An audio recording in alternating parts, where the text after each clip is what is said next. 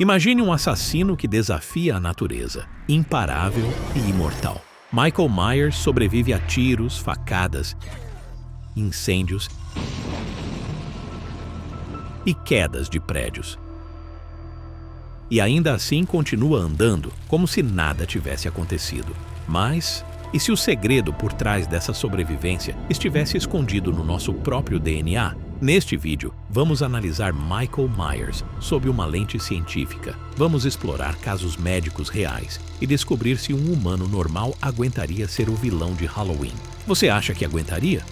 Se sim, já deixa seu like e se inscreva no canal, porque agora vamos explorar as origens de como esse monstro do terror foi forjado. Antes de se tornar a personificação viva do terror, Michael Myers era apenas um garotinho aparentemente comum na pacata cidade de Haddonfield. Na noite de Halloween de 1963, algo nele quebrou, ou talvez tenha despertado.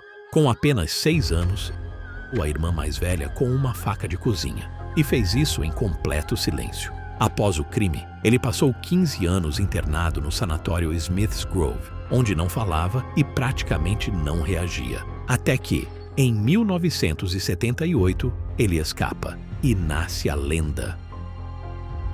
O que diferencia Michael de outros vilões do gênero slasher é a estranha ambiguidade de sua origem. Ao contrário de Freddy Krueger ou Jason Voorhees, cujas ligações com o sobrenatural são explícitas, Michael está entre o humano e o mitológico. O Dr. Loomis, seu psiquiatra, não o chama de homem, mas de puro mal. Em algumas versões da franquia, ele é retratado como um peão de uma seita sobrenatural chamada Culto de Thorn. Em outras, é apenas uma força de fúria indestrutível, mas em todas elas, seus poderes são consistentes. Resistência absurda, fôlego infinito, força sobre-humana e aparente imunidade à dor. Com o tempo, ele se torna mais do que humano, quase uma entidade. A questão é, existe alguma base científica para esses poderes? Ou estamos lidando com algo totalmente além da biologia? Vamos começar pelo mais impressionante, a dor, ou melhor, a ausência dela.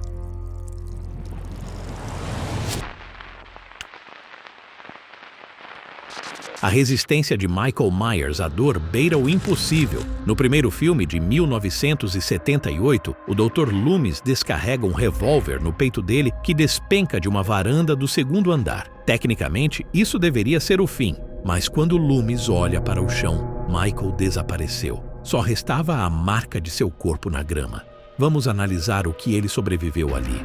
Vários tiros no peito podem perfurar pulmões, vasos sanguíneos e até o coração. Mesmo com socorro imediato, uma única bala no tórax pode ter uma taxa de mortalidade de 15 a 25%.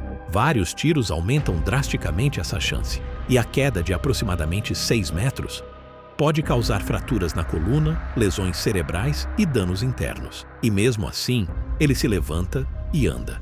Existem casos raros na medicina que desafiam a lógica, como o de Phineas Gage, que sobreviveu com uma barra de ferro atravessando o crânio, ou o de um operário que levou um prego no coração e viveu para contar a história. Mas todos esses casos só terminaram bem com atendimento médico imediato.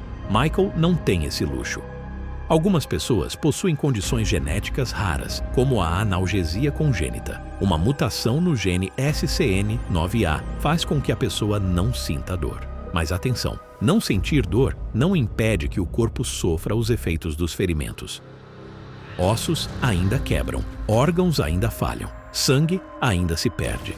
E se Michael fosse um fenômeno biológico? Alguém com analgesia, produção elevada de adrenalina e um fator de coagulação raro? Mesmo assim, ainda não seria suficiente. Tiros destroem tecidos, causam hemorragias e derrubam a pressão arterial. A ausência de dor não impede o colapso do corpo. Essa é a real natureza do terror em Michael. Como diz o próprio doutor Loomis, ele atirou 6 vezes. Ele viu os tiros acertarem, mas Michael sumiu. Essa violação das regras biológicas o torna mais do que um assassino. O transforma na forma como aparece nos créditos. Uma presença sem explicação. Inclusive, isso foi exigido em contrato por Mustafa Akkad, produtor da franquia. Michael nunca poderia morrer de forma definitiva, e isso diz muito. Se a resistência à dor já impressiona, a força de Michael beira o absurdo. Ele levanta adultos com uma mão só, esmaga crânios como se fossem cascas de ovo, atravessa portas com socos. Vamos aos números. Um crânio humano precisa de cerca de 500 a 800 kg de pressão para ser esmagado. A maior força de pegada já registrada em um ser humano ficou abaixo de 180 quilos. Michael faz 5 vezes isso. Com calma. O recorde mundial de levantamento de peso com uma só mão é de 300 quilos, feito por um atleta profissional com mais de 180 quilos de massa corporal. Michael, com físico comum, faz mais do que isso com uma mão só, sem treinamento, sem aquecimento. Ah, mas e a força da adrenalina? Casos como o de Lauren Cornack, que levantou um carro para salvar o pai, são reais, mas são explosões momentâneas. Duram segundos e muitas vezes causam danos musculares graves. Michael mantém essa força por horas. Isso não é adrenalina, é outra coisa. E quanto a condições genéticas, existe uma síndrome rara chamada hipertrofia, relacionada à miostatina. Ela faz com que o corpo desenvolva músculos maiores e mais fortes, sem esforço.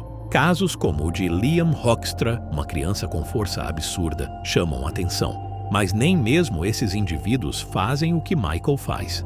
Mesmo com a genética perfeita, fibras musculares rápidas, estrutura óssea densa, tendões reforçados, ainda assim o corpo humano tem limites. Ossos quebram, tendões rasgam, articulações se deslocam. O próprio corpo impede que você se autodestrua com sua força. A ciência é clara. Para fazer o que Michael faz, ele precisaria de uma estrutura totalmente diferente da humana. Um esqueleto reforçado, músculos com densidade alienígena e tecidos impossíveis de se rasgar. Em resumo, a força dele simplesmente não pode ser explicada biologicamente.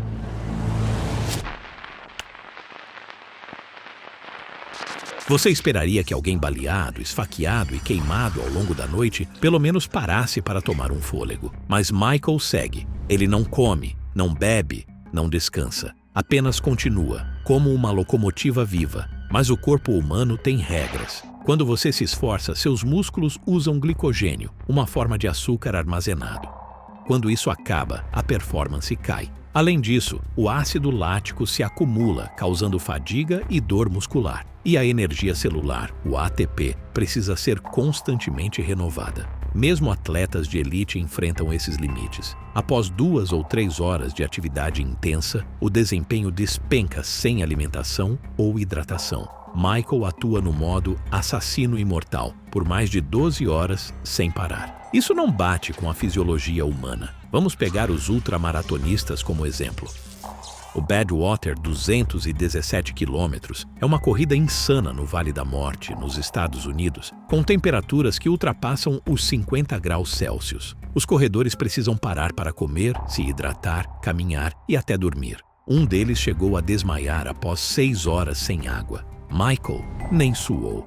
Algumas pessoas têm adaptações genéticas. Populações no Himalaia, por exemplo, carregam uma mutação no gene EPAS1, que melhora a absorção de oxigênio em grandes altitudes. Mas isso não explica a energia sem fim, sem descanso, sem combustível.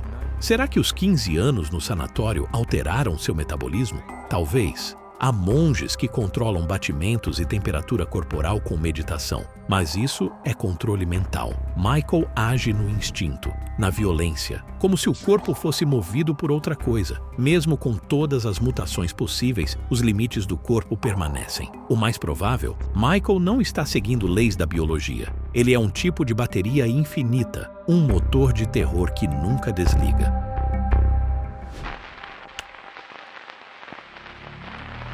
Depois de tudo isso, só há uma conclusão possível: Michael Myers vai além da ciência.